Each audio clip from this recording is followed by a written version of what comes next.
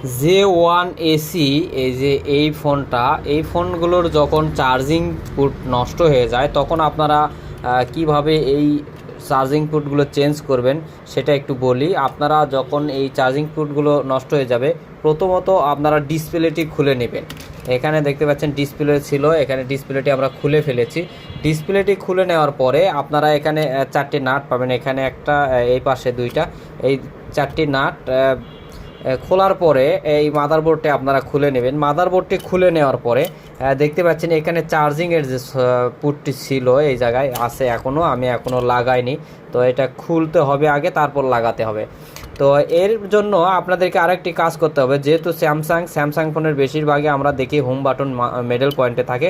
তো এই যে দেখতে পাচ্ছেন এখানে হোম বাটন ছিল, বাটনটা আমরা এখানে খুলে রেখে দিয়েছি। এই যে দেখতে পাচ্ছেন এটার একটু ঝামেলা অনেক বেশি অন্যান্য ফোনের চাইতে। তো খোলার পরে